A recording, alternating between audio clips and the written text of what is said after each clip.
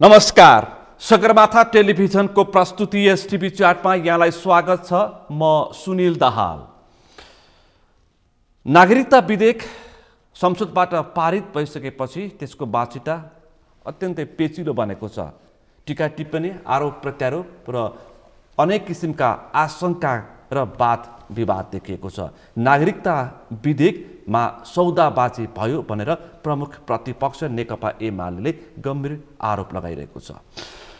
र यता मङ्सिरको निर्वाचनमा सत्ता गठबन्धनमा पनि फेरि समाजवादी केन्द्र गठबन्धन, सत्तामा रहेका वामपन्थीहरूको अर्को एउटा शक्ति प्रयास भइरहेको छ। यसको सार्थकता र आवश्यकता के हो? आज हामी यो विषयलाई पनि केन्द्रमा राखेर छलफल गर्दैछौँ। ओली नेतृत्वको सरकार बहिर्गमनपछि देउबा नेतृत्वको सरकारको आगमन पछाडि मुलुकको मुहार फेरिन्छ भनेर संसदमा हुटिट्याउँ गर्नेहरूले हामी ओलीलाई सरकार चलाएको देखाइदिन्छौँ भनेर जस्तो किसिमको कटाक्ष गरेका थिए। अहिलेको सरकार कुन अवस्थामा छ, यो विषय पनि आजको छलफलमा म केन्द्रित गर्नेछु। सँगै भू राजनीति, जियोपोलिटिक्समा मुलुक फस्दैछ र युक्रेन र रसियाको युद्ध र त्यसपछिका बाछिटा साना देशहरूको त्रास। आज हामी यिनी विषयवस्तुमा केन्द्रित रहेर छलफल गर्दैछौँ। आजको छलफलमा मसँग सहभागी हुनुहुन्छ नेकपा माओवादी केन्द्रका युवा नेता लेखनाथ न्यौपाने। यहाँ स्वागत छ। हस्, धन्यवाद। आराम हुनुहुन्छ? एकदम ठिक छ। अब ताजा विषय प्रसङ्गबाट म कार्यक्रम प्रारम्भ गर्छु। अब नागरिकताको सवाल अहिले चासोको विषय छ, मानिसहरूलाई चिन्ताको विषय छ।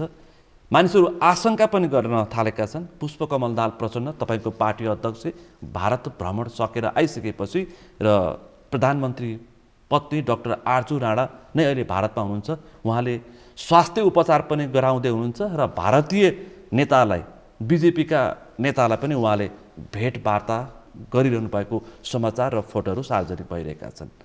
यो नागरिकता र उहाँहरूको भ्रमणको सान्दर्भिकता र काहीँ सामिप्यता प्रमुख प्रतिपक्षको गम्भीर किसिमको आरोप र टिप्पणी छ। तपाईँलाई के लाग्छ? म छलफलैबाट प्रारम्भ गर्छु। प्रमुख प्रतिपक्षी दलले स्वाभाविक हिसाबले सुसंस्कृत हुँदा, उत्तेजित नहुँदा पनि कयौँ विषयवस्तुहरूमा आलोचना गर्ने, टिप्पणी गर्ने उसको धर्म हुन्छ। तर हाम्रोमा सुसंस्कृत टिप्पणीमा सीमित छैन, त्यो आग्रह, पूर्वाग्रह र प्रतिशोधमा विकसित भएको म देख्छु। त्यसकारण प्रतिपक्षले भन्ने विषयवस्तुहरू चाहिँ धेरै अर्थपूर्ण, धेरै चाहिँ अन्तर्वस्तुसहितको भन्ने चाहिँ आजको दिनमा म देख्दिनँ। त्यो आग्रह, पूर्वाग्रह र प्रतिशोध, सत्ताबाट बाहिर जानु परेको पीडा, सत्ताबाट बाहिर जानु परेको पीडा अभिव्यक्त भइराखेको मलाई गहिरो अनुभूति हुन्छ। त्यो पीडा अभिव्यक्त हुँदै गर्दा कयौँ महत्त्वपूर्ण मुद्दाहरूलाई उसले बोक्छ र त्यो बोकेको विषयवस्तु पनि त्यो प्राकृतिक देखिँदैन है। किनभने त्यो बोकेका विषयवस्तु पनि प्राकृतिक देखिँदैन, किनभने त्यो सत्ताबाट बाहिर गएको त्यो चिच्यावट त्यो भित्र देखिन्छ। त्यसो भएको हुनाले प्रतिपक्षले के भन्यो भन्ने विषयवस्तुहरू कानुनी हिसाबले र संसदभित्र सुन्न पर्ने एउटा बाध्यता त होला। तर संसदीय प्रक्रियामा बसेपछि तर समग्रमा चाहिँ प्रमुख प्रतिपक्षले बोलेका विषयवस्तुहरू चाहिँ म चाहिँ सत्ताबाट बाहिर आएका रोदनहरू भनेर बुझ्छु। एउटा। दोस्रो, अध्यक्ष, हाम्रो पार्टीको अध्यक्षको भारत भ्रमणको बारेमा म धेरै जान्दिनँ र यो विदेश मामला सम्बन्धी विषय मेरो होइन। मैले धेरै चासो राखेर मैले यसलाई छिचल्न पनि सक्दिनँ। औपचारिक हिसाबले आएको विषयवस्तुलाई मैले राख्न सकौँला। दुई पार्टी बिचको सम्बन्धको आधारमा भ्रमण हो, त्यहाँभन्दा बढी केही पनि होइन भन्ने उहाँले बाहिर र हामीलाई पनि राखिराख्नु भएको छ। मैले बुझ्ने त्यति हो। मेरो एउटै मात्रै कुरो के थियो भने बाहिर टिप्पणी आएको, त्यसको अन्तर्वस्तु के छ मलाई थाहा छैन र धेरै मान्छेलाई थाहा पनि हुँदैन। आर्जु देउबालाई भारतमा गएर नभेटेको भए हुन्थ्यो। डाक्टर आर्जुलाई कसैको योजनामा या अनौपचारिक या ब्रेकफास्ट या जे नाममा भए पनि पार्टी अध्यक्षको भनाइ र उहाँको सचिवालयको भनाइअनुसार नेपाली दूतावासमा ब्रेकफास्ट गर्ने क्रममा नेपाली राजदूत शङ्कर शर्माले आर्जु पनि यतै हुनुहुन्छ भनेर चाहिँ छुस्स भेट भएको भन्ने मात्रै कुरो हामीलाई जानकारी छ। तर बाहिर चाहिँ त्यसको सन्देश राम्रो गएको छैन। त्यति छिपछिपे कुरा गरेर सन्देश राम्रो गएको छैन। आर्जु देउवालाई भेट्नका निम्ति इन्डिया किन जानुपर्छ र? यहीँ बसेर भेटेर छलफल गरेर भइहाल्थ्यो। त्यो दोस्रो विषयवस्तु मलाई लागेको विषयवस्तु त्यो हो। तेस्रो विषयवस्तु योसँग नागरिकता विधेयक पनि जोडेर तपाईँले पनि भन्नुभयो, बाहिर पनि प्रचार छ। तर यो नागरिकताको विधेयकमा चाहिँ मेरो अलिकति फरक कुरो छ। के छ लु भन्नुहोस् त। फरक कुरो भनेको चाहिँ के हो भने यो मण्डलीय राष्ट्रवाद र वामपन्थीहरूले भन्ने गरेको प्रगतिशील राष्ट्रवादको बिचमा विभेद हुनुपर्छ पर्दैन। पहिलो कुरो मेरो विचारमा विभेद हुनुपर्छ। विभेद मण्डलीय राष्ट्रवाद र त्यसमा फरक पनि हुन्छ। प्रगतिशील राष्ट्रवाद फरक हुन्छ। तर यहाँ चाहिँ मलाई कस्तो लाग्छ भने राष्ट्रवादी कुरो गर्ने कुरो सही नै छल मानियो, तर त्यसको अन्तर्वस्तुमा गएर अलिकति प्रगतिशील राष्ट्रवादको पैरवी गर्न सकिएन भने हामी जानेर या नजानेर तपाईँको चाहिँ मण्डलीय राष्ट्रवादको पैरवी गरिराखेका हुन्छौँ वाम शिविरबाट। यो बाटो हामी बच्न सकेको पछिल्लो चरणमा मलाई लाग्दैन। मैले किन भनिराखेको छु मण्डलीय राष्ट्रवाद हो, मैले किन भनिराखेको छु भने प्रगतिशील राष्ट्रवादले चाहिँ विभेदहरूका विरुद्ध बोल्छ, हस्तक्षेपका विरुद्ध पनि बोल्छ, विभेदका विरुद्ध बोल्छ।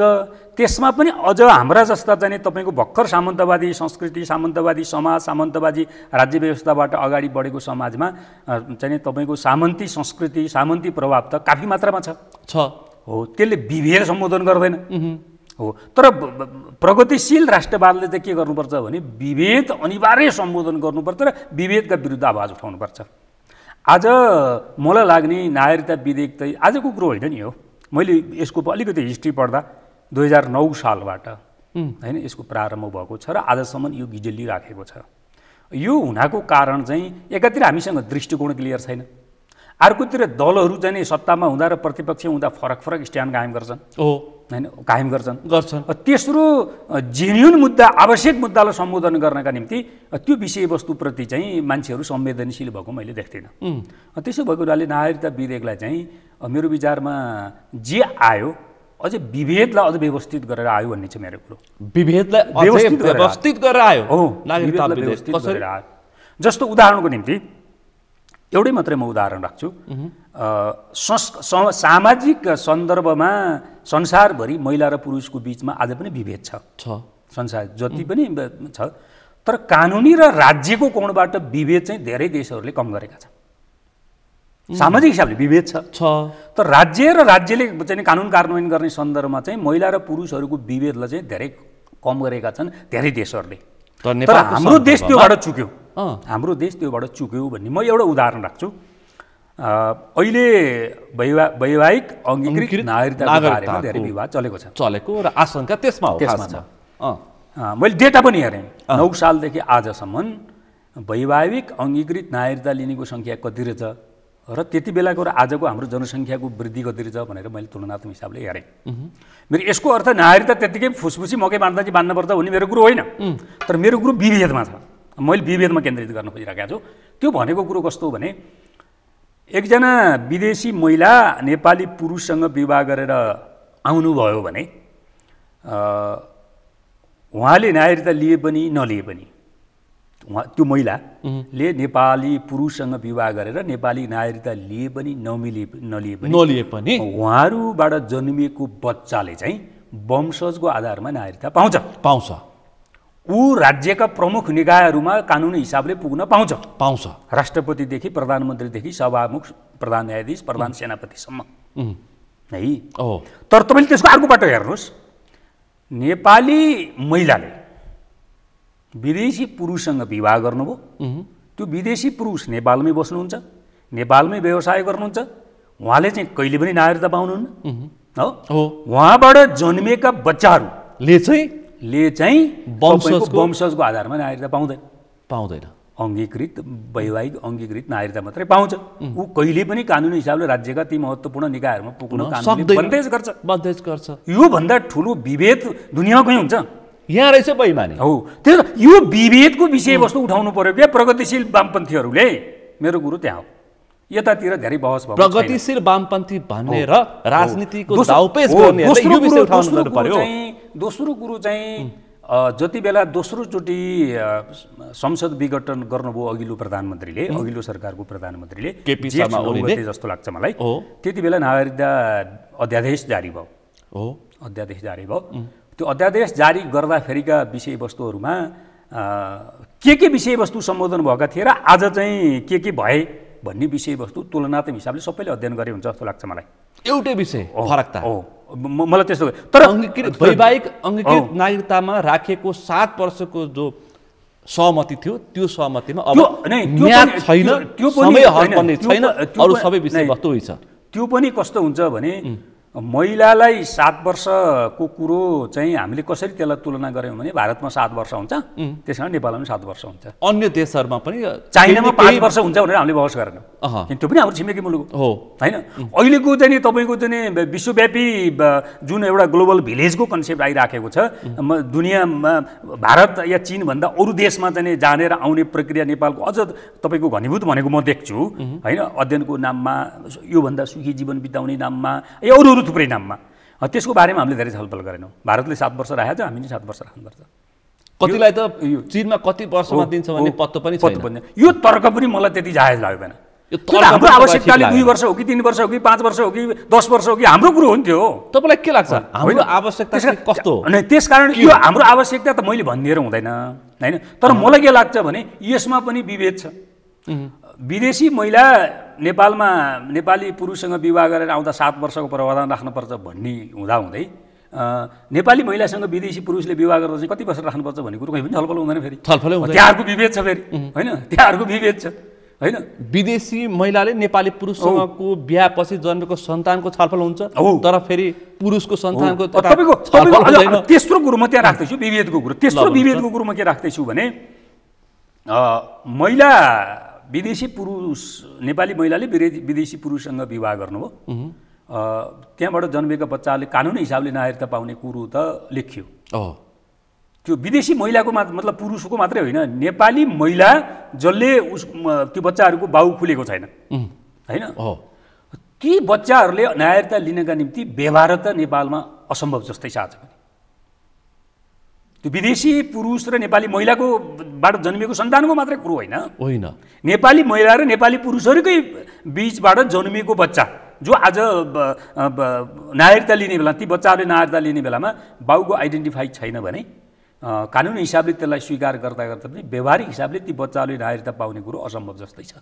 नेपाली महिला नेपाली पुरुष, किनभने मैले थुप्रैचोटि योभन्दा अघिल्लो सरकारको चाहिँ गृहमन्त्री हुँदा म गृह मन्त्रालयमा जाँदा तपाईँको 25-27 वर्षका चाहिँ युवाहरू नागरिकता नपाएर धुरधुरी रोका छन् र म आत्महत्या गर्छु भन्ने दृश्य मेरै आँखाले देखेको छ। गृह मन्त्रालय बाउको पहिचान नभए भनेपछि यो जटिलता छ, यो जटिलता छ होइन।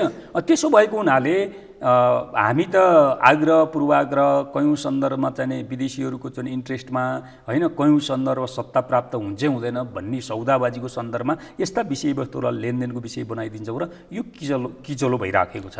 त्यसो भएको हुनाले यस्ता संवेदनशील विषयवस्तुहरूमा हाम्रो आफ्नो मुलुकको चाहिँ आवश्यकता, हाम्रो मुलुकको संवेदनशीलता, हाम्रो मुलुकका चाहिँ समस्या र विभेदहरूलाई सम्बोधन गर्ने गरी राजनीतिक दलहरू अगाडि बढ्न सकेनन्।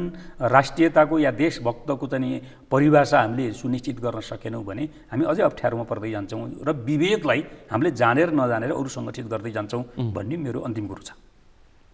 नागरिकताको सन्दर्भमा तपाईँले स्पष्ट आफ्नो धारणा व्यक्त गर्नुभयो एकदम। तर नागरिकतामा राजनीति दाउपेच, त्योभन्दा अर्को ठुलो डरलाग्दो विषय यहाँ छ, राजनीतिक दाउपेच नागरिकतामा। मैले भनिसकेँ त्यो कुरो। यो यो यो यो कहीँ कतैबाट मैले भन्न खोजेको चाहिँ दबाब प्रभावमा हो कि? अब मानिसहरू के भन्छन् भन्दाखेरि 62-63 जनआन्दोलनपछि बनेको सरकारले अझ कृष्ण प्रसाद सिटोलाले 26 लाख नागरिकता वितरण गरेर बेचे, नागरिकता फुटपाथमा बेचे भनेर आरोप छ। अहिले फेरि 8-9 लाखले पाउँदैछन्, फेरि बेच्दैछन् प्रचण्ड देउवा। एक थरीको आरोप टिप्पणी। यो मैले अहिले डेटाको कुरो गर्दै थिएँ, मैले डेटाको कुरो गर्दै थिएँ। 9000 सालबाट यो नागरिकताको प्रसङ्ग आयो, त्यसपछि यता त्यति बेला 90 लाख पनि नेपालको जनसङ्ख्या थिएन। अहिले 2,92,00,000 लगभग 3 करोडको हाराहारीमा छ आवश्यकता आइराखेको छ। त्यहाँभन्दा यता वैवाहिक अङ्गीकृत नागरिकता लिने सङ्ख्या हेर्दा त्यहाँदेखि यहाँसम्म हेर्दा 5 लाख पनि छैन, 4,40,000 देखिन्छ जम्मा। यो 80 वर्षको दौरानमा जम्मा 5 लाख 80 वर्ष भएन 70 वर्ष 70 वर्षको दौरानमा 7 साल यता त्यसो भएको हुनाले यो हामीले यसको यो तथ्याङ्कको ट्रेन्डलाई पनि हेर्ने हो भने है मैले अरू कुरो धेरै म जान्दिनँ त्यसमा एक थरीले तथ्याङ्क लुकाएर राजनीति गर्न खोज्दैछन् है त्यो त हाम्रो गृह मन्त्रालयलाई आधिकारिकतै नमान्ने हो त्यसको तथ्याङ्कलाई आधिकारिक नमान्ने हो राज्यलाई नमान्ने हो भने त अब 3 करोड जनसङ्ख्या छ भन्ने कुरो पनि किन मान्नु पर्यो र हैन मान्नु परेन नि तर गृह मन्त्रालयको सूचना अनुसार चाहिँ अहिले त्यसलाई त्यो कागजलाई चाहिँ कम्प्युटराइज गर्ने सिस्टम छ 2009 सालदेखि यताको त्यो झन्डै 90% सिद्धिसकेको छ त्यसो गर्दा चाहिँ 4,40,000ले मात्रै अहिलेसम्म वैवाहिक अङ्गीकृत नागरिकता लिएको रेकर्ड छ जम्मा त्यो चाहिँ म्याक्सिमम हो भने 5 लाख नाग्दैन भन्ने छ तर यहाँ त त्यसो भएको हुनाले मैले यसको अर्थ फेरि नागरिकता बाँडिसके अतिक्रमण जनसाङ्ख्यिक अतिक्रमण हाम्रा जस्ता मुलुकहरूका निम्ति संवेदनशील विषयवस्तु हो हैन हिजोको दुनियाँमा हामी हेर्छौँ अब फिजीको कुरो आइराखेको हुन्छ हैन अरू देशहरूको कुरोकानी आइराख्ने त्यो पनि हाम्रो सन्दर्भमा गम्भीरतापूर्वक छलफल गर्नुपर्ने विषयवस्तु हो राज्यको तहबाट हैन र राजनीतिक पार्टीको तहबाट तर त्यसको अर्थ चाहिँ तपाईको एउटा तथ्याङ्कमा हामीले हेर्नु पर्यो र त्यसको आधारमा धारणा बनाउनु पर्यो दोस्रो चाहिँ र मेरो मूल कुरो चाहिँ मण्डलीहरूले गरेको राष्ट्रवादसँग वामपन्थीहरूले परिभाषित गर्ने राष्ट्रवाद चाहिँ फरक हुनुपर्छ उनीहरूले विभेदलाई अन्त्य गर्न चाहँदैनन् त्यो राष्ट्रवादले तर वामपन्थीहरूले भन्ने राष्ट्रवादले चाहिँ त्यो जुनसुकै विषयमा विभेदको अन्त्य गर्नुपर्छ बल्ल त्यसले प्रगतिशील राष्ट्रवादको चरित्र ग्रहण गरेको हुन्छ अब तपाईले विषय प्रसङ्ग यसरी स्पष्ट पार्दै छलफलमा ल्याउनु पर्यो एक थरीहरूले त यो विषयलाई त यति सबै राष्ट्रवादलाई एउटै किताबमा राखेर छलफल गरिरहेका छन् सबै राष्ट्रवाद हो त्यसको एउटा चाहिँ के छ भने यसको यसो हुनाको एउटा कारण चाहिँ एउटा हैन 2-3टा कारण भन्छु एउटा राज्य जनताप्रति उत्तरदायी छैन एउटा मैले त्यो भन्न खोजेको नागरिकता जस्तो विदेश अरू थुप्रै विषयवस्तुहरूमा राज्यले जनताहरूको बिचमा खुला र चाहिँ घनीभूत छलफल गरेर निर्णय प्रक्रियामा जाँदा त्यो जति परिपक्व र वस्तुवादी हुन्थ्यो त्यो अध्यादेश मार्फत होस् या फास्ट ट्र्याकबाट होस् यस्ता विषयवस्तुहरू चाहिँ कानुनी प्रक्रिया टुङ्ग्याउन खोज्दा त्यसको चाहिँ प्रतिक्रियाहरू आउँछन् त्यो राज्यले को कार्यशैलीमा देखिएको समस्या हो एउटा दोस्रो हाम्रो जस्तो देशमा विदेशी शक्ति केन्द्रहरूले अनावश्यक दबाव सिर्जना गरिराखेका हुन्छन् र त्यो दबाव चाहिँ नेपाली राजनीति पार्टीहरूले चाहिँ स्वीकार गरिराखेका हुन्छन् त्यसको एउटा मनोवैज्ञानिक त्रास पनि यो विषयमा प्रतिबिम्बन भएको म देख्छु दोस्रो तेस्रो राजनीतिक पार्टीहरूले हो नि जनताहरूको चाहिँ नेतृत्व र प्रतिनिधित्व गर्ने राजनीतिक पार्टी पनि तर औपचारिक हिसाबले राजनीतिक पार्टीहरूले जनताको नेतृत्व प्रतिनिधित्व गरेको कुरो स्वीकार गर्दै पनि व्यवहारिक हिसाबले चाहिँ जनताबाट राजनीतिक पार्टी तिनका नेता कार्यकर्ता चाहिँ नराम्रोसँग विस्थापित भएको विषयको पनि प्रतिबिम्बन हो जस्तो लाग्छ मलाई तर यस्तो अवस्था छ सबैतिर नैराश्यता छ सबैतिर अस्तव्यस्त छ कार्यपालिका व्यवस्थापिका न्यायपालिका सबैतिर नै कुनै संरचना व्यवस्थित चलेको छैन नेताहरू यिनै हुन् तपाईँ हामी नै हो तर तीनै नेताहरूलाई जनताले छोड्न सकेका छैनन् घुमी फेरि संसदीय प्रक्रियामा मतदान तीनै नेतालाई गर्छन् फेरि जनताले मैले अहिले भने कानुनी र औपचारिक हिसाबले राजनीतिक पार्टीहरूले जनताको प्रतिनिधित्व गरेकै छन् तर अन्तर्वस्तुको हिसाबले सारका हिसाबले र विश्वास आर्जन गर्ने हिसाबले चाहिँ पुरै विस्थापित भएका छन् भन्ने विषय नै तपाईँले राखेको प्रश्नको अन्तर्वस्तु जस्तो लाग्छ मलाई तर एउटा पक्ष मतमा अन्तर राखे पनि मनमा अन्तर राखे पनि मतमा चाहिँ अन्तर राख्न सकिरहेका हाम्रोमा यस्तो छ नि त समस्या त्यहाँनिर देखिएको छ के छ भने यति प्रतिशत न्यूनतम यति प्रतिशत मत लिएर आए मात्रै त्यसले चाहिँ कानुनी मान्यता प्राप्त गर्ने भन्ने प्रावधान छैन हैन तपाईले चाहिँ बढी मत हुनेले जित्ने प्रावधान छ एउटाले 3 मत ल्यायो अर्काले 4 मत ल्यायो भने त्यो 4 मत चाहिँ 1% मात्रै हो टोटल मतदाताको हिसाबले भने पनि त्यही 4 मत ल्याउने चाहिँ विजयी भएको कानुनी व्यवस्था छ हामीसँग त्यसको कुनै न्यूनतम प्रतिशत प्राप्त गर्नुपर्ने कुनै प्रावधान नहुँदा त संसदीय प्रक्रियामा बहुदलीय प्रतिस्पर्धामा त्यसलाई स्वीकार्नै पर्छ यस्तो हुँदो रहेछ हैन त्यसो भएको हुनाले म चाहिँ हाम्रो देश चाहिँ धेरै अप्ठ्यारोमा पर्दै गएको धेरै अप्ठ्यारोमा पर्दै हिजोभन्दा आजभन्दा भोलि होइन हाम्रो काम गर्ने ढङ्ग हाम्रो चाहिँ नि शक्ति केन्द्रहरूसँग चाहिँ नि अलिकति बढी चाहिँ नि हिमचिम बढाउने जुन हाम्रो संस्कृति विकास गर्न गलत संस्कृतिको विकास गर्न होइन गरिराखेका छौँ यो हिसाबले हेर्ने हो भने चाहिँ हाम्रो देश चाहिँ अझै अप्ठ्यारोमा पर्दै जाने हो कि भन्ने चाहिँ मलाई अलि गहिरो गरी बिजेको छ। पछिल्लो तपाईँको चाहिँ नि एमसिसी एसएसपी हुँदै अहिलेको चाहिँ तपाईँको प्रधान सेनापति चाहिँ त्यो आइपिएसको चाहिँ नि तपाईँको चाहिँ सेनापतिहरूको चाहिँ सम्मेलनमा सहभागिताको प्रश्नसम्म आउँदा चाहिँ हाम्रो देश अप्ठ्यारोमा पर्ने चाहिँ देखियो। हामीले बुद्धि पुर्याएका छ कि विषयवस्तुहरू संसदमा आवाज उठिरहेको छ। एसपिपी चाहिँदैन भनेर अमेरिकालाई पत्र पठाऊ भनेर सांसदहरू बोलिरहेका छन्। मन्त्री परिषदले निर्णय गरिसकेको छ। दलहरू बिचमा यस्तो किसिमको दलहरूले दबाब दिइरहेका छन्। प्रधानमन्त्री यो विषयमा टसल मसल गर्न इच्छुक हुनुहुन्न। यहाँ भनेपछि के हो विषयवस्तु त नि? एसएसपी त दोस्रो स्टेप हो भन्ने मेरो बुझाइ छ। त बाछिटार हो नि त। होइन दोस्रो स्टेप हो। पहिलो स्टेप एमसिसी हो।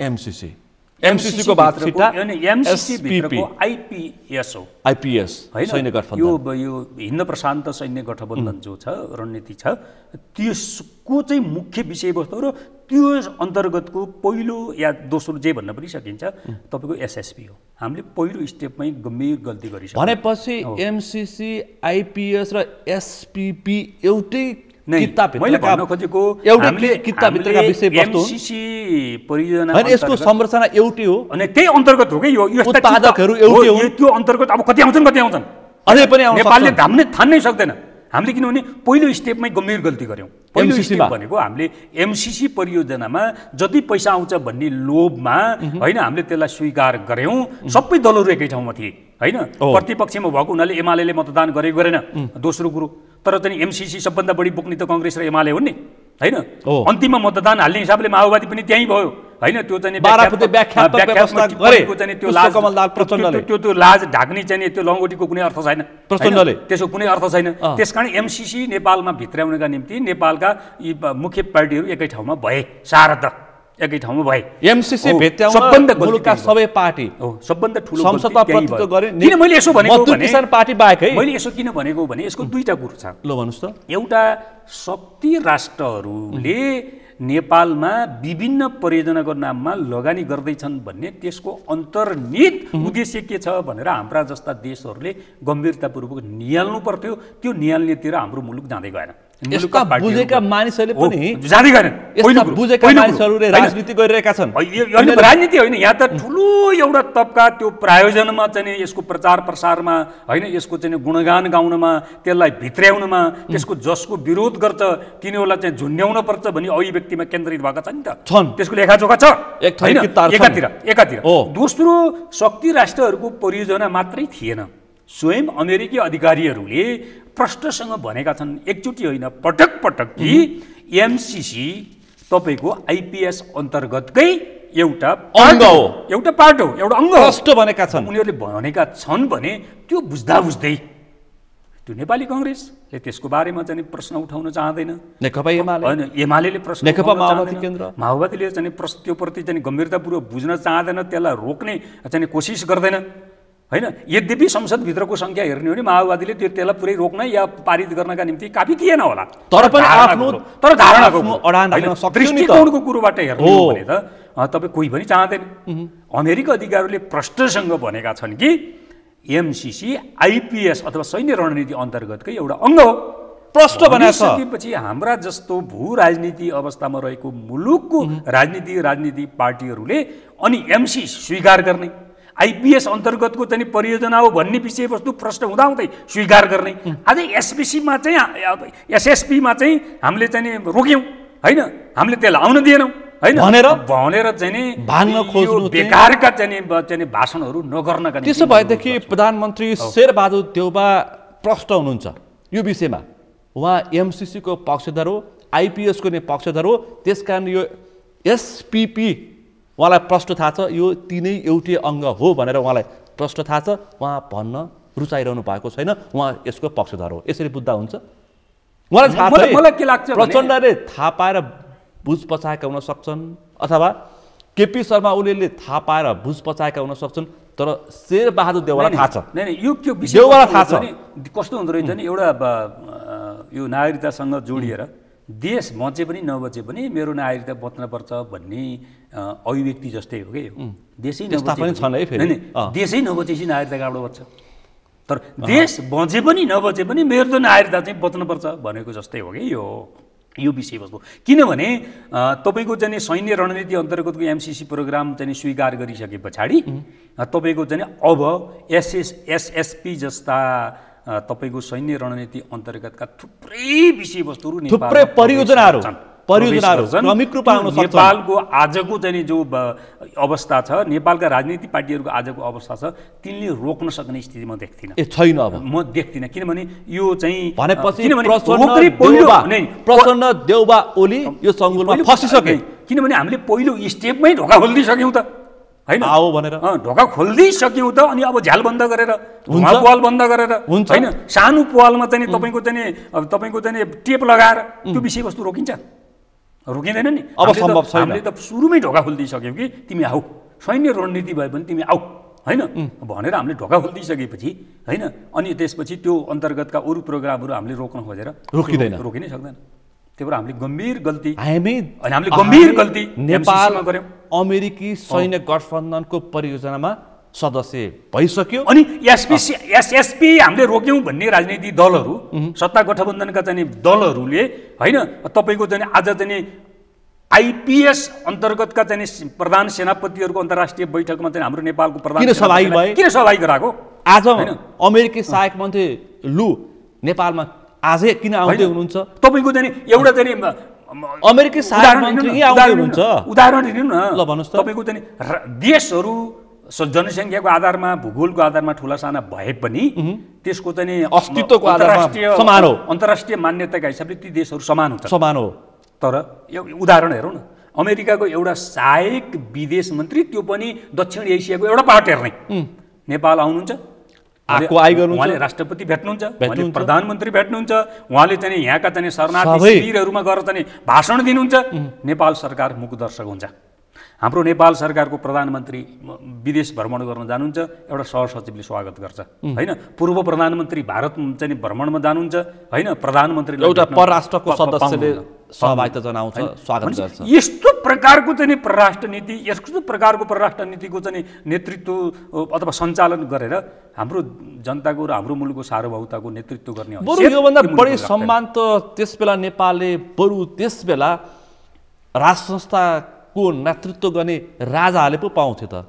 त्यो फरक कुरो हो, त्यो फरक कुरो। त्यसो भने त चाहिँ राणाले पाथे, राणा ठिक भन्न सकिन्छ र? सकिँदैन नि। त्यो त समाज विकासको प्रक्रियामा त्यो एउटा चरण थियो, एउटा चरण थियो, होइन?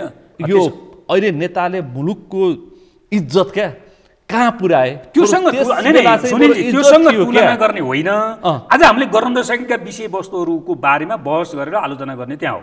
मैले बुझेको चाहिँ त्यो हो। इतिहासलाई पनि त गर्वको साथ लिन सकिन्छ नि त। इतिहास त इतिहास भयो, इतिहास पनि इतिहासबाटै पाठ सिक्न सकिन्छ नि त। बरु त्यस बेलाका राज संस्थाका सदस्यलाई कति सम्मान गर्थे विदेशीहरूले, तर अहिले पाउँछन्। अहिले हामीले चर्चा गऱ्यौँ नि, पुष्पकमल दाहाल प्रचण्ड भारत भ्रमण गर्न जाँदाखेरि एउटा पार्टीको अध्यक्ष, पूर्व प्रधानमन्त्री कसले स्वागत गर्न आउँदैछ भनेर पनि उहाँले पत्तो पाउन सक्नु भएन। ठिक छ, इतिहास भनेपछि विदेशीले कुन दर्जामा राखेर इज्जत दिँदैछन् भन्ने सवाल त अब छलफलको विषय भयो नि त। कसरी हेप्दैछन् भनेर मैले अघि नै भने हामी अप्ठ्यारो ठाउँमा आइसक्यौँ छौँ र यो अप्ठ्यारोबाट कसरी मुलुकलाई बचाउने, कसरी हामीले चाहिँ हाम्रा जस्ता चाहिँ भूराजनीति अवस्थामा रहेका देशहरूको बारेमा चाहिँ सोच्ने, कसरी यसको नेतृत्व गर्ने भन्ने अब यसरी बुझ्नु पर्यो नेउपानेज्यू। अब यो अहिले जुन घडीमा हामी छौँ, यो देश यिनी 4-5 जनाले नेतृत्व गरिरहेका छन्। सत्तामा जो भए पनि अहिले देउबा होलान्, प्रचण्ड होलान्, माधव होलान्, प्रतिपक्षमा ओली होलान्, तर यिनै पात्रहरूले नेतृत्व गर्दा गर्दै एउटा गम्भीर सङ्कटमा चाहिँ अब नेपाल फस्ने हो भन्ने चाहिँ प्रश्न भयो। अब जनताले चाहिँ मलाई लाग्छ तपाईँले भनेको कुरोसँग मेरो सहमतै छ, तर अब यसको उपचार के हो त? यो पात्रलाई कति विश्वास गर्ने हो त? यो समस्याबाट मुलुकलाई मुक्त गर्ने तरिका के हो त? जनतालाई समस्या होइन। अब त यो समस्याबाट मुलुकलाई मुक्त गर्ने कि यी पात्रलाई मुलुकबाट मुक्त गर्ने? त्यो जोडिएको प्रश्न हो। यो जोडिएको प्रश्न हो। पारस्परिक प्रश्न हो। जनताको तहबाट हेर्ने हो भने जनताले गर्ने उपचार दुईटा हुँदो रहेछ। एउटा कि विद्रोह मार्फत यिनीहरूलाई चाहिँ सत्ताबाट मिल्काउने, एउटा त्यो रहेछ। जनताले पटक पटक त्यसमा आफ्नो चाहिँ भूमिका सुनिश्चित पनि गरेका छन्। यद्यपि त्यस पछाडिका दिनहरू फेरि सुखद रहेनन् मुलुकको सन्दर्भमा। 10 वर्षको दोस्रो चाहिँ जनताले मतदानबाट दल र दलका नेताहरू जो मुलुकको हितका निम्ति काम गर्दैनन्, जो मुलुकलाई अप्ठ्यारो बनाउने कामको नेतृत्व गर्छन्, तिनको उपचार खोज्ने हो। यो दुईटा तरिका भन्दा तेस्रो तरिका छैन हैन, तेस्रो तरिका छैन। त्यसो गर्दा अब यो दुईटै तरिकामा जनतालाई जागरुक गर्नुपर्ने नयाँ ढङ्गबाट फेरि जनताको बिचमा जानु। मैले प्रश्न कहाँनिर गरेँ भने न यिनीहरूलाई अन्तर्राष्ट्रिय जगतले पत्याउँदैन भनेर दृष्टान्त हामीले अहिले भर्खरै छलफल गऱ्यौँ। न यिनीहरूलाई अन्तर्राष्ट्रिय जगतले पत्याउँछ, न यिनीहरूलाई यहीँकै जनताले पत्याउँछन्। आत्मसात त गर्दैनन् नि, तर पनि मत त दिन्छन् बाध्यताले। अनि फेरि यिनीहरूलाई हामीले नेता मान्नुपर्छ। यिनीहरूले नै यो देशको नेतृत्व गरिरहेका छन्, 5 जना सीमित व्यक्तिहरूले। अब देशलाई यिनीहरूले कहाँ पुर्याउँदैछन्? जनता चाहिँ हिजो म एउटा सामाजिक सञ्जालमा स्ट्याटसदेखि मैले पनि कपी गरेर राखेँ। यो देशका जनताले जबसम्म खाना पाउँदैनन् र जबसम्म यो देशका जनतालाई विदेशी सेनाले बुटले पजार्दैनन् तबसम्म यो देशका जनता उठ्दैनन् भनेर एकजना बुझेकै मान्छेले सञ्जालमा लेख्नु भएको थियो। अब त्यस्तै अवस्था आउनुपर्ने हो। दुईटा विषय उठान गरेँ है मैले। नै सैद्धान्तिक हिसाबले त स्वीकार गर्न सकिँदैन, तर व्यवहारिक हिसाबले जुन देशहरू विदेशीहरूको प्रत्यक्ष गुलाम भन्न बाध्य भए, प्रत्यक्ष भनेको छु मैले, प्रत्यक्ष गुलाम भन्न बाध्य भए, त्यो देशहरूका जनताको चेतना चाहिँ भिन्न ढङ्गबाट र अलिकति अगाडि बढेको चेतनाबाट सङ्गठित भएकै देखिन्छ। हो, मेरो प्रश्न यहाँनिर हो। देखिन्छ त्यो सैद्धान्तिक हिसाबले त गुलाम बन्न पर्दो रहेछ भनेर स्वीकार गर्न सकिँदैन, तर व्यवहारिक हिसाबले चाहिँ जुन देशहरू तपाईँको चाहिँ साम्राज्यवादी देशहरूको चाहिँ उपनिवेश भए, त्यो उपनिवेशका विरुद्ध जनताहरूले चाहिँ लडाइँ लडे, त्यो कष्टपूर्ण लडाइँ लडे, त्यो कष्टपूर्ण लडाइँबाट सङ्गठित भएको चेतनाले त्यो देश बन्यो। त्यो देश बनाउने प्रक्रिया तीव्रतामा गयो। हाम्रा छिमेकी दुईटा मुलुकहरूको कुरो पनि त्यही हो, चीन पनि त्यही हो, तपाईँको भारत पनि त्यही हो हैन। अब भारत चाहिँ पुरै उपनिवेश थियो, तर चीन पुरै उपनिवेश नभए पनि थुप्रै 7-8वटा चाहिँ देशहरूको उपनिवेश पार्टमा कायम थियो। त्यो आज पनि हल भइसकेको छैन हैन। हामी चाहिँ म पढ्दै थिएँ तपाईँको दोस्रो विश्वयुद्धताका सिङ्गापुरमा जापानिज सेनाहरू आइपुग्दा त्यहाँका जनताहरूले लाउने कपडा के पनि थिएन, तर उनीहरूले लाउने कपडा नभएर सबै जनताहरूले झ्यालहरूका ढोकाहरूका पर्दा निकालेर कपडा सिलाएर लगाएको चाहिँ तपाईँको आजभन्दा 100 वर्ष भन्दै पुगेको छैन। तपाईँको सिङ्गापुरको इतिहास हामी त्यो पढ्छौँ। त्यो चाहिँ के थियो त भन्दा चाहिँ वैदेशिक बुट उपस्थिति हुँदाको परिस्थिति होइन, त्यो चेतनाबाट होइन आज सिङ्गापुर भन्ने छ नि त दुनियाँमा हैन। त्यसो भएको हुनाले अब मैले यही भन्दै थिएँ कि तर दुर्भाग्य हाम्रो देश चाहिँ स्वतन्त्र त कहिले पनि विदेशीहरूको गुलाम बनेन, निकै स्वतन्त्र भयो, सार्वभौम हुँदै आयो आजसम्म, गर्वका साथ हामी भन्छौँ। तर व्यवहारमा हेर्ने हो भने चाहिँ त्यसले हामीलाई अलिक सुस्त हैन, त्यसले हामीलाई चाहिँ अरू देशहरूले जुन चेतनाबाट मुलुक बनाउनका निम्ति अग्रसर भए त्यसरी अग्रसर हुन चाहिँ नसकिएको हो कि भन्ने व्यवहारिक अब जान अनजान हामी त्यो परिस्थितिमा फस्दैछौँ। अहिले हामीले कुरा गऱ्यौँ, हेर्नुहोस् एमसिसी को विषय उठ्दाखेरि चीन अमेरिकाले कसरी वाक प्रतिस्पर्धा गरे। अब आइपिएसमा नेपालले सहभागिता नजनाउने भनिसकेपछि अथवा एसपिपीमा सहभागिता नजनाउने भनिसकेपछि चीनले कति खुलेर स्वागत गर्यो। नेपालको आन्तरिक मामिलामा चीन खासै बोल्दैन, तर एमसिसीमा हप्ताको 2 चोटि पत्रकार सम्मेलन गरेर आफ्नो धारणा सार्वजनिक गर्यो भनेपछि नेपाल भू राजनीतिक जङ्गलमा फसिसक्यो। शक्ति राष्ट्रहरूको सुरक्षाको चासो उनीहरूले राख्छन् नै। जसरी युक्रेन मार्फत चाहिँ रसियाको चाहिँ सुरक्षा थ्रेट उसले महसुस गर्यो, उसले चाहिँ युक्रेनमाथि आक्रमण गर्यो हैन, सिधा बुझ्ने। किनभने जति बेलासम्म युक्रेन रसिया विघटन भइसकेपछि अथवा सोभियत सङ्घ विघटन भइसकेपछि युक्रेन चाहिँ स्वतन्त्र राष्ट्र भयो र पछि चाहिँ बुडापेस्टमा 1995मा जे सन्धि भएको थियो त्यो सन्धि अन्तर्गत चाहिँ युक्रेन नेटोको सदस्य बन्न पाउँथेन हैन। त्यो सन्धि कायम हुँदैमा त्यो सन्धि विघटन भएको पनि छैन। जब ऊ रसाबाट टुकिएको एउटा देश त हुने प्रक्रिया अगाडि बढाउन खोज्यो, रसियाले आफ्नो चाहिँ राष्ट्रिय सुरक्षामा चाहिँ खतरा आएको महसुस गरेर उसले त्यसको उपचार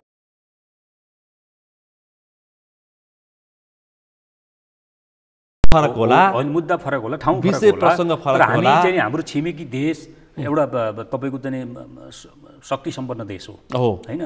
तपाईँ उसको अमेरिकासँगको प्रतिस्पर्धा चलिराखेको छ होइन। अमेरिका विभिन्न नाममा नेपाल आउँछ सैन्य रणनीतिमा चाहिँ अरू सहयोगमा भने त्यसलाई चीन त चाहिँ यहाँ प्रवेश नगर भन्न यहाँ चासो नराख भनेर न हामीले भन्न सक्छौँ न भनेर ऊ चाहिँ त्यसरी बस्छ, मान्नेवाला छ। त्यसो भएको हुनाले हामीले चाहिँ अब दुईवटा यो परराष्ट्र नीति सम्बन्धमा दुईवटा बहस भएको म सुन्छु। एउटै असंलग्न परराष्ट्र नीति नै कायम गर्नुपर्छ हाम्रा जस्ता देशहरू भन्ने पनि छ हैन। एउटा यो मैले देखिराखेको छु। यद्यपि मेरो विषय हो, व्यवहारमा संलग्न छ। दोस्रो अब चाहिँ हामी संलग्न परराष्ट्र नीतिमा जाने बेला भयो, गइसक्यो। आजको दुनियाँमा हामी संलग्न परराष्ट्र नीतिमा गएनौँ भने नेपाल जस्ता देशहरू चाहिँ सुरक्षित रहँदैनन् है। विषय यहाँनिर आयो कोणबाट। अब हामीले असंलग्न परराष्ट्र नीति त्यागेर अब हामी कुनै पनि एउटा समूहको कित्तामा जानु उभिनु पर्छ। उभिएन भने हाम्रो देश जस्ता देशहरूको चाहिँ अब सुरक्षा हुँदैन, भविष्य सुरक्षित हुँदैन भन्ने कोणबाट साना देशहरू तर्क वितर्क भइराखेको छ। विकास उन्मुख देशहरूमा अब यो विषयवस्तुमा अब बस यहाँ होइन, हामी यो विषयवस्तुमा पार्टीभित्र पनि छलफल हुनु पर्यो। पार्टी र राज्य र जनता र पार्टीहरूको बिचमा पनि छलफल हुनु पर्यो। र यो आजको दुनियाँको ट्रेन्ड अनुसार हाम्रा जस्ता देशहरूको भविष्य सुनिश्चित गर्नका निम्ति असंलग्न परराष्ट्र नीतिलाई जारी राखेर या संलग्न परराष्ट्र नीतिमा हामी प्रवेश गरेर भन्ने कुरो एउटा चाहिँ देशलाई केन्द्रमा राखेर चाहिँ हामीले एउटा निष्कर्ष दिनुपर्ने होला। तर कङ्ग्रेस सभापति प्रधानमन्त्री शेरबहादुर देउवा त यसमा स्पष्ट हुनुहुन्छ। उहाँ सिधा अस्ति जुन देखियो युक्रेन र रसियाको वारमा पनि उहाँले अमेरिकन पक्षमा होइन, उहाँले आफ्नो एउटा किता त क्लियर गर्नुभएको छ नि त। गल्ती गर्नुभएको छ, आफ्नो ठाउँमा छ, तर एउटा किता त उहाँले क्लियर गर्नुभएको छ। उहाँ अमेरिकन पक्षमा उभिनु भयो। अब यही एमसीमा पनि अमेरिकन पक्षमा उहाँ उभिनु भयो। तर नबुझेर अथवा बुझेर भन्न नसकेका, बुझाउन नसकेका त प्रचण्ड, माधव, झलनाथ, ओली पो छन् त यहाँ। म दुईटा देउवा त प्रश्न छ नि विषयमा। दुईटा कोणबाट म यहाँ लुकाउने कुरा केही पनि छैन। म दुईटा कोणबाट विषय राख्न चाहन्छु। एउटा देश कुनै पार्टी विशेषको पेवा होइन होइन, उसको निजी भन्दाखेरि निजी सम्पत्ति होइन। कुनै प्रक्रियावश कुनै व्यक्ति, कुनै पार्टीको नेता, मुलुकको प्रधानमन्त्री होला, राष्ट्रपति होला, सेना प्रमुख होला, प्रहरी प्रमुख होला, त्यसो भन्दैमा उसले चाहिँ बेलगाम राष्ट्रलाई घात हुने काम गर्न पाउँदैन, सक्दैन। तपाईको पार्टी अध्यक्षको समर्थनमा प्रधानमन्त्री बनेको देउवा बेलगाम हिँडिरहेका छन्। तपाईको पार्टीले त बोल्न सक्नु भएको छैन। हिसाब किताब उहाँ प्रधानमन्त्री रहँदा मात्रै होइन, हटेपछि र पछि उहाँहरूको चाहिँ जीवन सिद्धिएपछि पनि तपाईँको चाहिँ चियानहरू खतल यसको हिसाब किताब हुन्छ, राष्ट्रको चाहिँ भविष्यसँग सन्दर्भित विषयवस्तुहरू। त्यसकारण खेलाची कसैले पनि नगरौँ। अहिले सत्तामा छु भनेर खेलाची भइरहेछ, व्यक्ति विशेषले खेलाची भइरहेछ। तपाईँको चाहिँ समग्र मैले અહીં भनेको चाहिँ बहसका विभिन्न आयामहरूलाई तपाईँको चाहिँ संलग्न नगराइकन, एउटा राष्ट्रिय सहमति नगरिकन, एउटा परिपक्व निष्कर्ष ननिकालिकन यस्ता विषयवस्तुहरूमा कसैले पनि निर्णय लिन, स्टेप चाल्न, पाइला चाल्न मिल्दैन, सक्दैन, हुँदैन। तर यो विषयमा मैले अर्को एउटा प्रश्न यो विषयमा प्रधानमन्त्रीले गल्ती गरेर राख्नु भएको छ र अरू पार्टीका नेताहरूले पनि गल्ती गरेर राख्नु भएको छ। एक नम्बर प्रचण्डलाई भन्नुहोस्, मैले भने। दोस्रो चाहिँ यति हुँदाहुँदै पनि नेपाली कङ्ग्रेसलाई चाहिँ जनताले उपचार त खोजेन। अस्ति स्थानीय तहको निर्वाचनमा पहिलो पार्टी हेर्छु अनि हेर्नुहोस् त नेपाली कङ्ग्रेसले त कोशी सम्झौता भयो, 15 सालको निर्वाचनमा 2/3 बहुमत ल्यायो होइन। त्यही चाहिँ 2/3 बहुमत ल्याउने चाहिँ सरकारको प्रधानमन्त्रीले गण्डकी सम्झौता गर्नुभयो। 48 सालमा त्यही पार्टीले बहुमत ल्यायो त्यो बहुमत ल्याएको पार्टीले महाकाली एकीकृत सन्धि चाहिँ गर्यो र चाहिँ नेपाल पक्ष नराम्रोसँग चाहिँ अन्यायमा पर्यो, फस्यो। आज त्यही कारणले चाहिँ महाकालीको चाहिँ मुहान के हो भन्ने कुरो पनि हामीले प्रश्न पार्न सकेनौँ। त्यही मुद्दा छ, त्यही मुद्दा अझै बाँकी छ। चुस्ते नक्सा। त्यसो गर्दा पनि नेपाली कङ्ग्रेस चाहिँ फेरि चाहिँ तपाईँको चाहिँ जनमतमा उत्ति छ।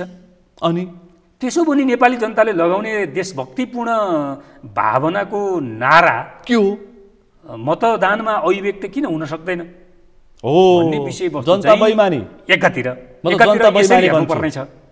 त्यसो भन्दा उपचार गर्ने तरिका के छ त अरू, होइन? जसरी पनि यी पार्टीहरू चाहिँ गलत गर्दै जाने, पार्टीहरूले चाहिँ देशलाई घात हुने काम गर्दै जाने, देशभक्तिपूर्ण चाहिँ आन्दोलनको प्रतिनिधित्व गर्न नसक्ने, तर तिनै पार्टीहरू चाहिँ फेरि तपाईँको चुनाव मार्फत आकारमा जनमतमा चाहिँ उस्तै भइराख्ने हो भने त यो विषयवस्तु त मिलेन नि। अनि देउबालाई साथ दिने प्रचण्डको पार्टी ठुलो यो नेपाली कङ्ग्रेसको एउटा यो हिस्ट्री हो। कम्युनिस्टहरूको दोस्रो म भन्दैछु, दोस्रो नेपालमा मैले त्यो श्रृङ्खला बताउँदै गर्दा देशभक्तिपूर्ण आन्दोलनको नेतृत्व गर्ने नेपालका वाम शक्तिहरू हुन्, कम्युनिस्ट पार्टीहरू हुन् भन्ने कुरो राम्रोसँग स्थापित थियो, होइन? त्यसले नेपालमा चाहिँ वामहरूलाई तपाईँको जनमत निर्माण गर्नका निम्ति धेरै ठुलो सहयोग पनि पुगेको थियो, किनभने यो देशभक्तिपूर्ण आन्दोलनको नेतृत्व गर्ने शक्ति हो भन्ने कुरो थियो। तर पछिल्ला दुईटा घटना, एमालेको संलग्नतामा भएको महाकाली सन्धि एउटा र त्यहाँ देखिएको चाहिँ राष्ट्रघात र एमसिसीमा एमाले संलग्न नभए पनि उसले त्यसलाई ज्यान फालेर बोकेको स्थिति र एमसिसी पास गर्ने बेलामा माओवादीले गरेको मतदान, यो दुईटा घटनाले वामपन्थी शक्तिहरू पनि मूलत चाहिँ वामपन्थी शक्तिहरू मूलत ठुला भनिएका वामपन्थी शक्तिहरू पनि देशभक्तिपूर्ण आन्दोलनको नेतृत्व गर्ने ठाउँबाट च्युत भए भन्ने विषयवस्तु जब स्थापित हुन्छ भने हाम्रो मुलुकको भविष्य अब खतरामा त्यही छ। हिजो एउटा शक्तिले चाहिँ निरन्तर श्रृङ्खलामा राष्ट्रघात गर्दै आइराखेको थियो, त्यसको विरुद्धमा वाम शक्ति थियो, देशभक्तिपूर्ण आन्दोलनको नेतृत्व वाम शक्तिले गरिराखेको थियो र त्यसकारण देशको भविष्य बचाउनका निम्ति एउटा आशावाद त्यहाँ देख्न सकिन्थ्यो। तर आजसम्म आउँदा त्यो देशभक्तिपूर्ण आन्दोलनको नेतृत्व गर्ने शक्ति समेत, चाहे त्यो महाकाली सन्धिमा चाहिँ एमाले संलग्न भएको कुरो होस्, चाहे एमसिसीमा माओवादी संलग्न भएको कुरो होस्, यसरी हेर्दाखेरि चाहिँ देशभक्तिपूर्ण आन्दोलनको नेतृत्व गर्ने शक्ति समेत भनेपछि देशलाई अहित हुने त्यस्ता अन्तर्राष्ट्रिय सन्धि सम्झौता र अनुदान चाहिँ परियोजनाहरूमा जसरी संलग्न भयो, यसले अब देशभक्तिपूर्ण आन्दोलनको नेतृत्व गर्ने शक्तिको ज्ञाप भयो। जबसम्म यी पात्रहरूलाई साना वाम शक्तिहरू छन्, उनले सडकबाट पनि यसलाई चाहिँ तपाईँको रोक्न सक्दैनन्, तपाईँको चाहिँ सदनबाट पनि रोक्न सक्ने स्थिति छैन भने यो त अगाडि बढेको बढी हुने भयो नि त। त्यसो भएपछि अब विदेशीहरूले लाद्ने शर्तहरू, विदेशीहरूको चाहिँ हितमा हुने सन्धि सम्झौताहरू, विदेशीहरूको पक्षमा हुने यस्ता चाहिँ क्रियाकलापहरू अब बढेर जाने यस कारणले देखियो भन्ने मैले राखेको। जाने मात्र होइन कि बढेर गइसक्यो, बढिरहेछ, त्यो गइसक्यो। के हेर्दैछन्? हिजो त भूगोलको पार्टको एउटा प्राकृतिक स्रोतको अंशको कुरो मात्रै थियो राष्ट्रघातको सन्दर्भमा। अब आज चाहिँ के जमिन मिचेको विषय थियो, देशभित्रै हामीले चाहिँ मूल ढोका खोल्दियौँ, त्यो एमसिसी मार्फत खोल्दियौँ, उहाँहरू आउँदै हुनुहुन्छ, आइरहनु भएको छ, चाहिँ अब त्यो प्रवेश गर्छ र अब यसरी मानौँ, निष्कर्ष यसरी निकालौँ कि नेपाल जान अनजान सैन्य गठबन्धनमा आबद्ध भइसक्यो। जान अनजान भन्दा पनि नेताहरूको विवेकहीनताको कारणले, अथवा अर्को भन्दाखेरि नेताले विवेकहीनताको कारणले हो त्यो सैन्य गठबन्धनको सदस्य बनाइसके, विदेशीहरूलाई भित्र्याउने ढोका खोलिदिए, त्यो एमसिसी मार्फत खोले भनेपछि जानी त्यो एमसिसीकै अर्को जारी रूप हो एसएसबी है। यो एसएसबी अहिले चाहिँ तपाईँको औपचारिक हिसाबले रोकिएको पनि छैन र यी दलहरूले रोक्न पनि सक्दैन। नेपाल सरकारले मन्त्री परिषदबाट एसपिपी आबद्ध हुँदैनौँ, सदस्य हुँदैनौँ, हामीलाई चाहिँदैन भनेर निर्णय गर्छ क्याबिनेटले, अनि चिठी पठाउँदैन, अनि परराष्ट्रको प्रवक्तालाई बोल्न लगाउँछ, अध्ययन गर्दैछु भनेर। यहाँ हेर्नुहोस् त कैफियत हो, एकातिर चिठी लेख्दैन, अर्कोतिर प्रधान सेनापतिले अन्तर्राष्ट्रिय चाहिँ तपाईँको सम्मेलनमा सहभागी हुन पठाउँछ, सहभागी हुने स्वीकृति दिन्छ। खेल यहाँनिर हेर्नुहोस् त, खेल हो यो त, खेल हो, त्यो मूल ढोका खोलिएको परिणाम हो यो। भित्र त अर्को एउटा षड्यन्त्र एमसीसी भइरहेछ मार्फत मूल ढोका विदेशीहरूलाई चाहिँ प्रवेश गराउने भित्र केही पाक्दैछ त्यसो भए भित्र केही पाक्दैछ हाम्रो मुलुक बर्बादी सूचना बाहिर नआए पनि हाम्रो मुलुक बर्बादीको दिशातिर हामीले एमसीसी मार्फत जसरी ढोका खोल्दियौ त्यो मार्फत बर्बादीको दिशातिर जाँदैछ जनता यिनीहरूलाई पत्याउँछन् हो अहिले मैले एउटा प्रश्न गरेको थिएँ नेपाली जनताले दुई छाक खाने समस्या आउनुपर्छ नेपाली जनतालाई र विदेशी सेनाले बुटले बजारेपछि नेपाली जनतामा चेत आउँछ त्यसपछि अनि परिवर्तनको अनि म एउटा विनम्रता अनुरोध भर्खर स्थानीय तहको निर्वाचन सिद्धियो त्यसमा धेरै बढी प्रतिबिम्बन त भएन मैले उठाउन खोजेको विषयवस्तु अब सङ्घीय र प्रादेशिक चुनाव आउँदैछ केही महिनापछि म मतदाताहरूलाई विनम्रतापूर्वक आग्रह गर्छु तपाईहरू हामी सबै मिलेर राष्ट्रियताको मुद्दामा या देशभक्तिपूर्ण आन्दोलनको मुद्दामा वैदेशिक चाहिँ हस्तक्षेपको मुद्दामा या चाहिँ वैदेशिक चाहिँ सैन्य रणनीतिमा नेपाल जसरी चाहिँ तपाईँको चाहिँ प्रवेश गर्न खोजिराखेको छ यो विषयवस्तुमा गम्भीरतापूर्वक हेरेर र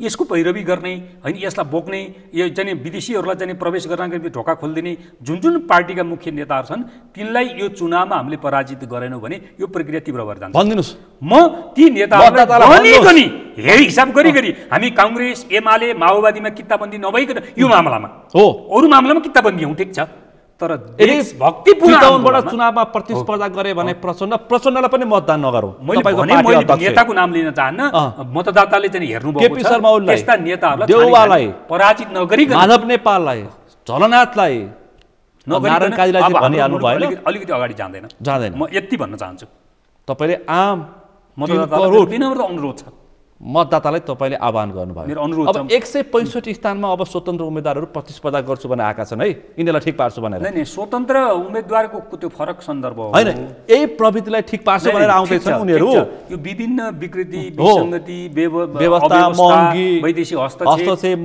कारणले यस्ता भुलगाहरू आउँछन् त्यो भुलगाहरू श्रृङ्खलामा विकास हुन सक्दैन व्यवस्थित भयो भने त्यो समस्या समाधान त्यसले गर्दैन व्यवस्थित भयो भने आक्रोश व्यक्त हुन सक्ला होइन गर्न सक्ला तर त्यसले समस्या समाधान गर्न सक्दैन हामीले बनाउने पार्टीहरू नै हो होइन त्यो पार्टीहरू अहिले मैले भने जस्तो विभेद कुनै पार्टी बन्न सक्छ पार्टी त बनिहाल्छ नि नबन्ने भन्ने कुरो हुन्छ बन्छ यसलाई व्यवस्थापन गर्न सक्ने अर्को पार्टी बन्छ पार्टी बन्छ नाम के होला लेखनाथ न्यौपाले नेतृत्व गर्न सक्छ पार्टी बन्छ नबनिकन सुखै छैन लेखनाथ न्यौपाले नेतृत्व गर्न सक्छ राज्यको नेतृत्व गर्ने राजनीति पार्टीहरूले हो राजनीतिको नेतृत्व गर्ने राजनीतिक पार्टीहरूले हो कानुन कार्यान्वयन गर्ने जनताको मतबाट चाहिँ तपाईँको आएका चाहिँ राजनीतिक पार्टीहरूले हो कि विद्रोहबाट आउनु पर्यो कि जनमतबाट आउनु पर्यो यो दुईटा तरिका छ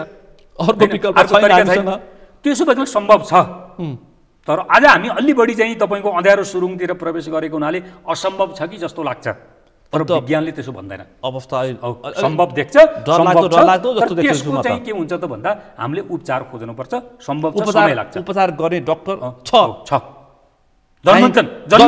जन्मन्छ त्यो आन्दोलनबाट जन्मने हो नि कसैले बनाएर पठाइदिएर चाहिँ म हो भनेर हुँदैन नि भनेपछि जन्मन्छ अझै पनि एउटा आन्दोलन आशावाद छ यहाँ आशावाद छ सम्भावना छ होइन हाम्रो मुलुकको चाहिँ भविष्य सुनिश्चित गर्ने गरी राजनीतिक पार्टीको चाहिँ नेतृत्व जन्मन्छ जन्माउनुपर्छ यहाँ फेरि कम्युनिस्टहरू समाजवादी केन्द्र बनाएर परास्त गर्छौँ भन्न थालेका छन् त्यो खानी दाउ हो प्रचण्डहरूको अहिले यहाँ भइराखेका अहिले संसदभित्र भइराखेका पार्टीहरूले समाजवादी केन्द्र बनाउने अब पार्टीहरूले समाजवादको कुराकानी गर्ने समाजवाद स्थापना गर्ने कुराकानी गर्ने अनि त्यसपछि आधारभूत तहको जनताहरूको बिचमा रहेको चाहिँ अभाव र चाहिँ विभेदको नेतृत्व गर्छु भन्ने कुरो चाहिँ त्यो चाहिँ बिरालालाई दुधको साक्षी राखे जस्तै हो सम्भव छैन त्यो कुरो के हो यो समाजवाद केन्द्र भनेको खाने बाटो एक्लै हुँदा सानो हुँदा होइन त खान पाइँदैन जित्न सकिँदैन खान पाइँदैन खानाका निम्ति चाहिँ न आफूले खान पाइन्छ न आफन्तलाई खुवाउन पाइन्छ एकदम त्यो खाने दाउ हो जुन नेताहरूले यसको पैरवी गरेर राखेका छन्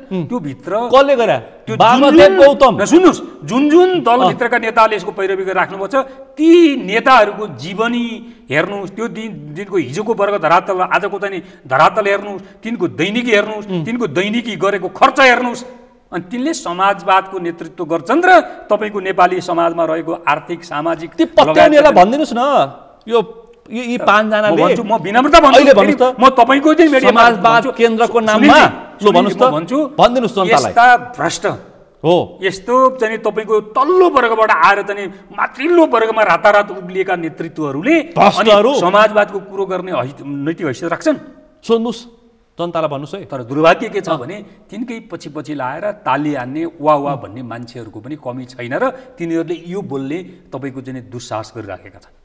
एउटा वर्ग बुझ्दैन, बुझेको वर्ग यसको पनि उपचार खोज्नुपर्छ, समय आउँछ भनेपछि यो चोरी बाटोबाट खाने दाउ हो, चोरी बाटोबाट। अब एउटा मैले यसरी राखेँ है, अर्को फेरि बार्गेनिङ बाटो पनि छ है। म तपाईँलाई अर्को पनि मङ्सिरको निर्वाचनमा कांग्रेससँग मेरो चाहिँ प्रश्न कुरो यसमा के छ भने वाम पार्टीहरू चाहे ती अब संसदमा जाने वाम पार्टीहरू भनौँ, वामपन्थी हुन् कि कम्युनिस्ट हुने कसै छुट्यो? कम्युनिस्ट हुने कुरै भएन त्यो, कम्युनिस्ट वाम पनि छैनन् तर वामसम्म भनौँ। तपाईँले कम्युनिस्ट भन्नै छोड्नु भयो नि यिनीहरूलाई? नेपालमा मैले भनेछु संस्थागत हिसाबले नेपालमा चाहे त्यो संसदभित्र भएका हुन् चाहे संसद बाहिर भएका हुन्, कोही पनि कम्युनिस्टको स्तरमा छैनन्। अब यिनीहरूलाई कम्युनिस्ट नभन्न पनि हुन्छ, पक्का नामका हिसाबले होला, झन्डाको हिसाबले त्यो त राखिहाल्छ, दाबीका हिसाबले होला, त्यो दोस्रो स्वाभाविक हो त्यो त। वाम पार्टीसम्म भनौँ। अब यिनीहरूलाई कम्युनिस्ट नभन्ने, वामपन्थी भन्ने, किनभने जनताको जो वामपन्थी शक्तिप्रतिको जुन एउटा विश्वास छ, लगाव छ, त्यो प्रतिको अपमान नहुनका निम्ति वाम शक्ति समेत भनौँ, यति चाहिँ भन्न पाइन्छ। भनौँ अब कम्युनिस्ट भन्दा नेपालका वाम शक्तिहरूले, मैले संसद बाहिर भएका वाम शक्तिहरूलाई भने होइन है, संसदभित्र भएका वाम शक्तिहरू जो छन् यिनीहरूले काङ्ग्रेससँगको गठबन्धन अन्त्य गर्नुपर्छ। ल भन्नुहोस् त, ल अन्त्य गर्नुपर्छ। अनि बल्ल कित्ता काट हुन्छ। मैले किन भनिराखेको छु भने अझै प्रश्न भन्नुहोस् है, मैले किन भनिराखेको छु, मैले पटक पटक यो पार्टीको महाधिवेशनमा मैले उठाएको छु, अस्तिको केन्द्रीय समितिमा पनि मैले यो विषयवस्तु उठाएको छु र मैले सार्वजनिक हिसाबले पनि उठाइराखेको छु कि नेपाल माओवादी संसदभित्रको एउटा वाम शक्ति हो, त्यसले हाम्रो आजको लडाई अलिकति कुरा काटे, माओवादी केन्द्र पनि कम्युनिस्ट होइन, तपाईँ सदस्य भएको कि होइन? नेपालमा रहेका सुन्नुहोस्, नेपालमा रहेका संसदभित्र र संसद बाहिरका समेत कुनै पनि पार्टी कम्युनिस्ट पार्टीको स्तरमा छैनन्। तपाईँ सदस्य भएको पार्टी पनि होइन? व्यक्ति विशेषमा कम्युनिस्ट चरित्र तलमाथि होला, केही होला नि त्यहाँभित्र पनि। संस्थागत हिसाबले नेपालमा कम्युनिस्ट पार्टी छैनन्। मैले मेरो कुरो प्रश्न छ, मैले औपचारिक हिसाबले राखेको छु। नेकपा माओवादी जो संसदभित्र छ अहिलेको सत्ता गठबन्धन हो, उसले आफ्नो महाधिवेशन मार्फत हाम्रो आजको कार्यनीति भनेको दलाल पुँजीवादका विरुद्ध लडेर स्वाधीन अर्थतन्त्रको निर्माण गर्ने हो भनेको छ है। यो भनेको प्रश्न दस्तावेजमा लेखे मात्र। त्यसो भने दलाल पुँजीवादका विरुद्ध लड्ने हो भने दलाल पुँजीवादी अर्थ राजनीतिक व्यवस्थाको मुख्य सञ्चालक शक्ति नेपाली समाजमा को हो भनेर पहिचान गर्नुपर्ने हुन्छ। पहिचान गर्नु, अब माओवादीले पहिचान गर्नु पर्यो। दलाल पुँजीवादका विरुद्ध लड्ने भनेर मात्रै हुँदैन, त्यसलाई अर्थ राजनीतिक कोणबाट बोक्ने राजनीतिक शक्ति नेपाली समाजमा छ भनेर हामीले बुझ्नुपर्ने हुन्छ। त्यो मूलतः नेपाली कांग्रेस हो। अब नेपाली कांग्रेस दलाल पुँजीवादका विरुद्ध लड्ने अनि दलाल पुँजीवाद सहितको अर्थनीतिको चाहिँ हिमायती शक्तिसँग दीर्घकालीन चाहिँ तपाईँको चाहिँ रणनीति गठबन्धन होइन सहकार्य हुन सक्छ। 15 देखि 20 वर्ष सक्दैन। त्यसकारणमा सहकार्य प्रचण्डले भनेको हामीले कुराकानी गर्ने हो, समाजवादी केन्द्र निर्माण गर्ने हो होइन। साँच्चै हामी चाहिँ घुम्दै गएको वाम शाखलाई अलिकति सुधारको कोणबाट पुनर्स्थापित गर्दै इमान्दार भएर अगाडि जाने हो भने पहिलो नम्बरमा कांग्रेससँगको सत्ता गठबन्धन तोड्नुपर्छ। सत्ता गठबन्धन मैले भनेको छैन, सहकार्य गठबन्धन, चुनावी गठबन्धन अन्त्य गर्नुपर्छ। सत्ता गठबन्धन त्यो एउटा घटना हो, त्यो आवधिक मुद्दा हो होइन। त्यो आवधिक मुद्दा हो, त्यो कहिलेकाहीँ चाहिँ तपाईँको चाहिँ त्यो प्रक्रियामा अगाडि बढ्छ होइन। यद्यपि मैले यसको पैरवी गर्न खोजे होइन, किनभने यो गठबन्धन त मूलतः अघिल्लो सरकारको प्रधानमन्त्री केपी शर्मा ओलीले दुईचोटि संसद विघटन गर्नुभयो। त्यो संविधानले परिकल्पना गरेको कुरो थिएन, प्रत्युत्पादन भयो, विरुद्ध लड्ने क्रममा प्रत्युत्पादन थियो। त्यो तहसम्म ठिकै थियो अब त्यो सम्बन्ध, तर त्यहाँभन्दा अगाडि बढ्न हुँदैन, त्यहाँभन्दा अगाडि बन्न हुन्थेन। मङ्सिरको निर्वाचनमा सत्ता गठबन्धन हामीले स्थानीय निर्वाचनमा गल्ती गरिसक्यौँ, स्थानीय निर्वाचनमा हामीले गल्ती गरिसक्यौँ भयो होइन। अब पनि गल्ती गर्न हुँदैन मङ्सिरको निर्वाचनमा, गल्ती गर्न हुँदैन। पहिलो नम्बर कसो मिल्नुपर्छ। दोस्रो कांग्रेससँगको गठबन्धन गरे हुनाले माओवादी माधव नेपालले नेतृत्व गरेको चाहिँ नेकपा यस चाहिँ वामपन्थी होइनन् भन्ने ओलीको तर्क गए गुज्रेको लाग्छ मलाई। ओलीको त्यो तर्क चाहिँ त्यो कारणले होइन नि, होइन। त्यसो भने त राप्रपासँग गठबन्धन गर्ने एमाले के हो त? एकनाथ ढकालसँग हो, एकनाथ ढकालसँग तपाईँको चाहिँ के हो त? के हो होइन? गोर्खाको एकनाथ तपाईँले बुझ्या मान्छे हो। मैले भन्न खोजेको त्यो विषयको आधारमा चाहिँ हामीले चाहिँ तत्काल चाहिँ घटनाको आधारमा होइन कि हेर्नु पर्यो। त्यहाँ मैले के भन्छु भने अब संसदभित्र रहेका वाम शक्तिहरू त्यो तैँले मेरो टाँगामुनि छिर्नाउने कि तँलाई मैले मेरो टाँगामुनि छिराउने अर्थमा होइन कि अनि साँच्चै समस्या समाधान गर्ने हिसाबले अब अलिकति गम्भीरतापूर्वक छलफल गर्नुपर्छ। भनेपछि यो सत्ता अहिले आवश्यकताको सिद्धान्त भयो। मङ्सिरको निर्वाचनमा कांग्रेससँग गठबन्धन होइन, वामपन्थी बीचको गठबन्धन सके, वामपन्थीको बीचमा नसके एक्लै चुनाव लडे भयो नि, सके वामपन्थी नसके एक्लै प्रतिस्पर्धा गर्न आँट प्रचण्डले पनि देखाउनु, सबै पार्टीले गरे भयो नि, सबै पार्टीले, त्यसपछि मात्रै मुलुक सही ट्र्याकमा जान सक्छ। अहिले यस्तो हुन्छ त, अहिले हुन सक्दैन। यस्तो हुन्छ त, झापामा राप्रपालाई मतलब एमालेलाई हराउनका निम्ति राप्रपा, कांग्रेस, माओवादी, समाजवादी एक ठाउँ हुनुपर्छ भए यो लाज हुँदैन? उता रोल्पामा माओवादीलाई हराउनको निम्ति विप्लव, एमाले, कांग्रेस, राप्रपा एक ठाउँ हुनुपर्छ। त्यहाँ छुट्टी छुट्टी चुनाव लड्न सकिँदैन हैन? जित्नु पर्यो नि त। यस्तो हद दर्जाको चाहिँ काम पनि गर्ने, अनि त्यही काम फेरि आगामी संसदीय चाहिँ सङ्घीय र चाहिँ प्रादेशिक चुनावमा हामीले देख्नुपर्ने, हामीले भोग्नुपर्ने, हामीले त्यसको चाहिँ फेरि चाहिँ अगुवाई गर्नुपर्ने। प्रचण्डहरू 5 भाइहरू बसेका छन्, यता समाजवादी केन्द्र बनाउँदैछन्, उता बालुवाटारमा देउवालाई तर्साउँदैछन्। मेरो कुरो त्यही हो, मैले 3टा कुरो भने तपाईँले प्रश्न पार्नुभयो। कांग्रेससँगको चुनावी गठबन्धन अन्त्य गर्नुपर्छ, सक्दा यो टाँगामुनि छिराउने अर्थमा होइन, वामपन्थीहरूको बीचमा चुनावी गठबन्धन बनाउनु पर्छ। त्यसो गर्न सम्भव भएन भने एक्लै एक्लै चुनाव लडेर जानुपर्छ। स्पष्ट तपाईँको धारणा। अब हामी भू राजनीतिक चङ्गुलमा पनि फस्यौँ, अब अर्थतन्त्रको चङ्गुलमा पनि फस्दै छौँ। मुलुक कहाँ जाँदैछ यिनीहरू, यी पात्रहरूलाई मतलब छैन। अब हेर्नु त मुलुकको अर्थतन्त्र पनि कुन अवस्थामा पुग्दैछ। हाम्रो मुलुक अप्ठ्यारोमा छ। मैले एक वाक्यमा यही भने, यही वाक्यमा भन्दाखेरि भू राजनीतिक चङ्गुलमा पनि फस्यो, अब आर्थिक रूपमा पनि डमडोल। राज्यका सबै आर्थिक सूचकाङ्कहरू, पैसा त चाहिन्छ नि, पुँजी चाहिन्छ नि मुलुक चलाउन पनि, त्यो पनि समस्याग्रस्त भयो भनेपछि अब हाम्रो मुलुक अप्ठ्यारोमा छौँ, सङ्कटमा पर्यो। एकातिर राज्यले जनतालाई दिने सेवा पारदर्शी, छिटो, छरितो र सस्तो नहुँदा राज्य र जनताको बीचको सम्बन्ध राम्रो छैन। यो एउटा अप्ठ्यारो परिस्थिति हो, अप्ठ्यारो होइन? जनताको राज्यसँगको सम्बन्ध राम्रो हो भने प्रतिकूल स्थितिमा जनताले राज्यलाई सपोर्ट गर्छन् र समस्या समाधानको एउटा प्रक्रिया अगाडि बढ्न सक्थ्यो होइन? यो पनि हाम्रोसँग अप्ठ्यारो छँदैछ। त्यसपछि तपाईँले भनेको जस्तै भू राजनीति सङ्कट चाहिँ सङ्गुलमा हामी फस्दैछौँ हाम्रै कारणले। आर्थिक अवस्था पनि, यो अन्तर्राष्ट्रिय चाहिँ ट्रेन पनि अहिले नयाँ ढङ्गबाट विकास भयो, यही कारणले त हो नि। यही कारणले हामीले यसलाई ठिक ढङ्गबाट चाहिँ ड्राइभ गर्न सकेका पनि छैनौँ। म तपाईँले एउटा उदाहरण दिन्छु नि, सोच्याउ न। अन्तिममा म एउटा यो हाम्रो गण्डकी प्रदेश हो मेरो घर। गण्डकी प्रदेशले यो शहीदहरूको नाममा केही चाहिँ कार्यक्रमहरू सञ्चालन गर्ने भनेर सार्वजनिक सूचना जारी गर्यो। त्यो हाम्रो सुरेश वाग्ले गोर्खाबाट शहीद हुनुभयो, उहाँको नाममा एउटा प्रतिष्ठान छ, त्यसले त्यहाँ निवेदन हाल्यो। त्यो गण्डकी प्रदेशको सरकारसँग सम्झौता भयो। कहिले? जेठ 22 गते। कति लाखको त्यो प्रोजेक्ट हो? 28 लाखको। उसले सम्झौता कतिको गर्यो? 20 लाखको।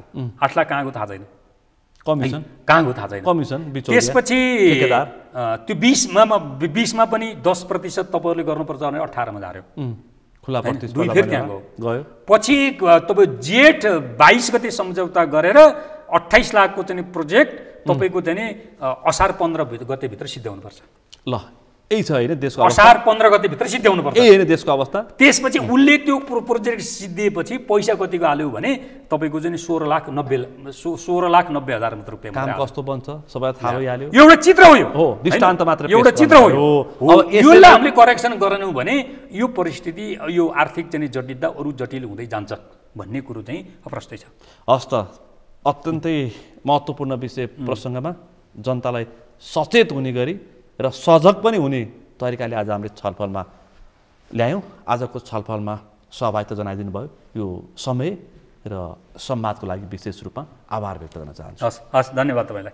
आज हामीले विशेष गरी नागरिकताको विधेयकबाट विषय उठान गऱ्यौँ, भू राजनीतिक विषयमा अलि चासोको साथ हामीले चिन्ता व्यक्त गऱ्यौँ र मुलुकको समग्र राजनीतिक अवस्था र निर्वाचनको दाउपेचमा समेत जोडेर आज हामीले छलफल गऱ्यौँ। आजको छलफलमा मसँग सहभागी हुनुहुन्थ्यो नेकपा माओवादी केन्द्रका नेता लेखनाथ न्यौपाने। आजको विषय प्रसङ्ग यति नै। भोलि अर्को विषय प्रसङ्गका साथ एसटिभी च्याटोनी बाचा गर्दै म सुनिल दाहाल पनि बिदा चाहन्छु। सगरमाथा टेलिभिजन हेर्दै गर्नुहोला। नमस्ते।